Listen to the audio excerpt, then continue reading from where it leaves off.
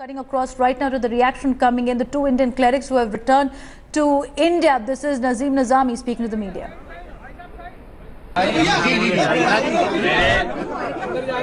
मुझसे मोहब्बत करने वाले तमाम भाइयों, आपसे मुदबाना दरख्वास्त है, थोड़ा सा वो हो जाइए ताकि मैं बात को सही करूँ। थोड़ा फासला कर लीजिए। माइक नीचे करो। चलो रोल करो।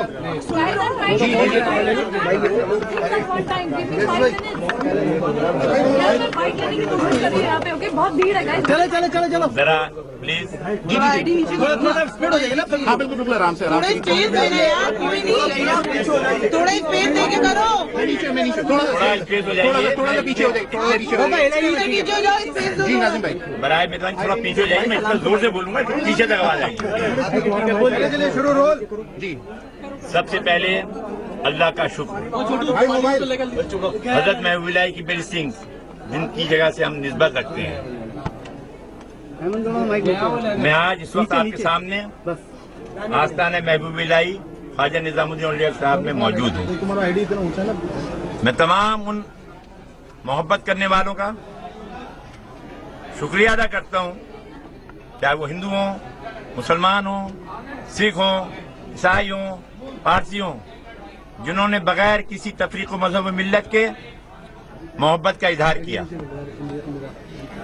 बात ऐसी है कि अच्छे और बुरे सभी जगह लोग होते हैं। हजरत निजामुद्दीन की तालीमात वो तालीमात हैं कि अगर इनकी तालीमात पे अमल किया जाए तो पूरी दुनिया के अंदर अमन ही अमन और शांति शांति होगी। ये हकीकत है और इसका ये सबूत है कि यहाँ आप दरबार में देखते हैं कि तमाम बगैर किसी मजहब व मिल्लत के लोग यहाँ आते हैं और यहाँ से अपनी मुरादें पाते हैं। यहाँ काले गोरे का, गरीब अमीर का, सियासतदान बिजनेसमैन का कोई फर्क नहीं है, कुछ छोटे बड़े का फर्क नहीं है। ये गंगा जमनी तहजीब जो सदियों से इन बुजुर्गों ने जो तालीम दी है वो आज भी जारी और सारी है और हम लोग सब मोहब्बत से प्यार से यहाँ रहते हैं। मगर कुछ खबीस ऐसे भी हैं जो इनको ये प्यार की बात पसंद नहीं है। इसी तरह एक उम्मत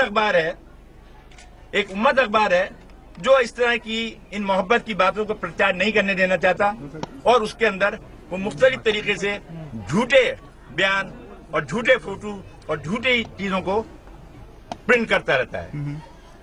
मगर उस ऊपर वाले की का शुक्र है कि ये पैगाम मोहब्बत दुनिया में बढ़ रहा है, ये बढ़ता रहेगा।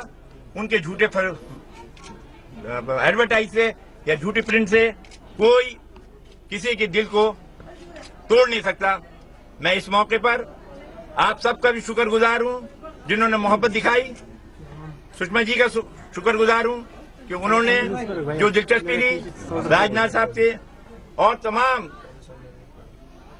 लोगों का शुक्रिया अदा करता हूँ और पाकिस्तान गवर्नमेंट के लिए भी दुआ और शुक्रिया अदा करता हूँ जिन्होंने फितने को खत्म किया और ये प्यार के समंदर को बढ़ावती दी।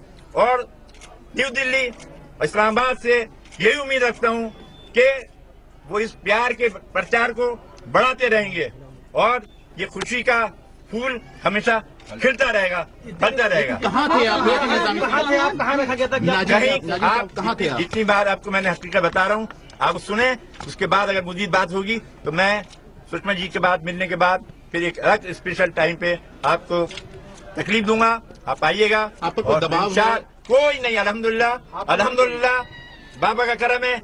जिन पर बाबा निजामुद्दीन साहब की ब्लेसिंग है वो कभी जो है ना उनको कोई नुकसान नहीं। मैंने आपको जितनी बात बताई आप इस पे यकीन करिए और इसके मजीद भी आदमी हम अखबारों में आए क्या? इंटीरियर के मैंने आपको बताया ना कि आपको बताया ना कि अच्छे लोग अल्हम्दुलिल्लाह मेरी आवाज से अंदाजा नहीं लगा रहा कि मैं बिल्कुल फिट हूँ और अल्हम्दुलिल्लाह अपनी दुआ कीजिए मैं हमेशा फिट रहूँ। मसला बता दीजिए। All right, Nazim Nizami there speaking to the media for the first time after he's landed in India. Going across to my colleague Shalini, who's also joining us now. Shalini, He's said so much without saying it. That's what one can say, because he's talked about the fact that there was a newspaper that he claims which has spread false information about them. He's saying that he will meet Sushma Swaraj and only then the truth will come out. So clearly the story of these two clerics being found in Sindh, they had gone to meet their followers, is just seems to be right now a cover-up by Pak intel agencies. Well, Davina, a lot of theory.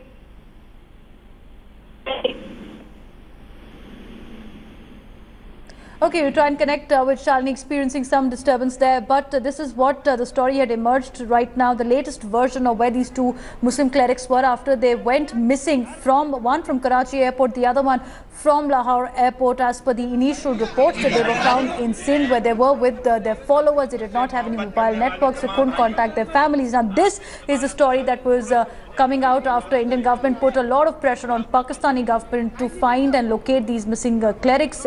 Indian External Affairs Minister Sushma Swaraj had also said in her tweet that the family that these clerics were staying with were under considerable pressure not to interact with the Indian High Commission.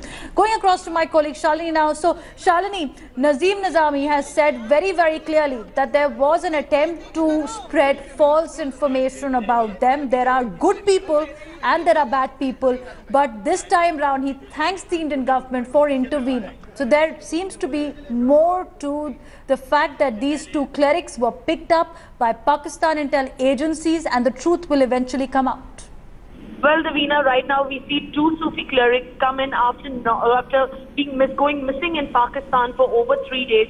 No one has any clue about their whereabouts and they are completely tight-lipped themselves, not uttering a word to the media. And when Nazim Nizami finally speaks, he's thanking the government, thanking people, saying there are good people in this world, bad people in this world, and he just thanks all his supporters and well-wishers. So coming back to the theories doing the rounds, is this a cover-up? It can be, because they're not opening their mouth about what happened in Pakistan until they meet Sushma Swaraj later today. Expected time of the meeting is to be 2 p.m., which is very soon. So shortly we'll have an answer to what happened.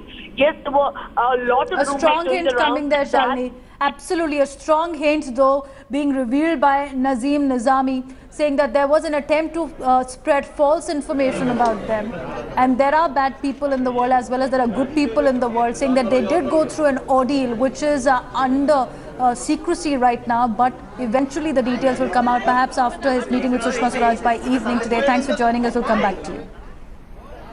मैं आदित्यनाथ योगी ईश्वर की शपथ लेता हूं कि विधि द्वारा स्थापित भारत के संविधान के प्रति सच्ची श्रद्धा और निष्ठा रखूंगा।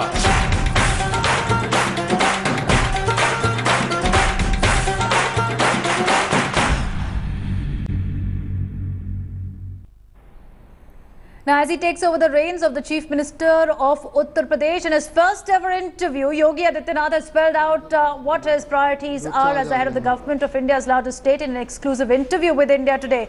Yogi Adityanath revealing that it's the ban on slaughterhouses, waiver of farmer loans, that will be the first issues that he will discuss during his cabinet meeting. He's also said the cabinet meeting will be scheduled in the next 3 days. He's already met his ministers in an informal Chai Pe Charcha yesterday. Yogi Adityanath has now promised that a change in UP's law and order situation will be visible within a few days. The Chief Minister also revealing his intention to move the cabinet out of Lucknow to other cities. He said there will be monthly meetings held from Lucknow to Allahabad and other centres as well. Details coming exclusively on India Today. My colleague Brajesh is joining us on the story. So Brajesh, he is getting down to work from the agenda that is there on his plate. Slaughterhouses making the cut, farmers loan waivers making the cut. But what about the cabinet portfolio allocation? When do we see that?